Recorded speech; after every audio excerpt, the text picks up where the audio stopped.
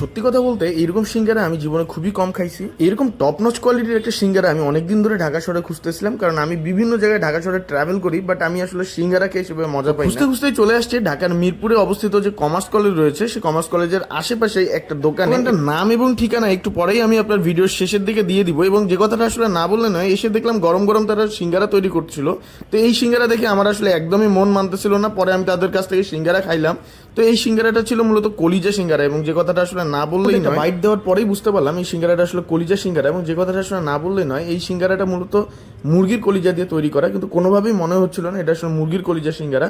কিন্তু সেই এবং সিঙ্গারের সাথে যে দেওয়া যে সসটা ছিল, সেই সসটা আসলে আমার কাছে অমাইক এবং হ্যাভেনলি লাগছে, যে কথাটা আসলে না বললেই নয়। এই সিঙ্গারাটা এত বেশি টেক্সচার আর এত বেশি মসৃণ ছিল যে আসলে মুখে দেওয়ার সাথে সাথে মুখে মিলে যাচ্ছিল। এই দোকানটার নাম আমি আপনাদেরকে এখন দেখানোর চেষ্টা করতেছি, টাইগার মশলা মুড়ি সেন্টার। তো যেখানে আসলে আপনারা চাইলে এখানে এসে এই সিঙ্গারাটা অবশ্যই ট্রাই করতে পারেন। লিটারেলি ভাই, এই সিঙ্গারা এত বেশি সুন্দর হয়েছে, এত বেশি মজাদার হয়েছে, যেটা আসলে আমি আপনাদেরকে বলে বুঝাইতে পারবো না। দাম নিয়েছিল মাত্র 20 টাকা। 20 টাকায় এত সুন্দর কলিজা সিঙ্গারা খাবো, সেটা আসলে কখনোই কল্পনা করতে পারিনি। তো আপনারা অবশ্যই ট্রাই করার জন্য। না, আমি আমার একটা ব্লগ চ্যানেল আছেন, তো বলেন আপনি।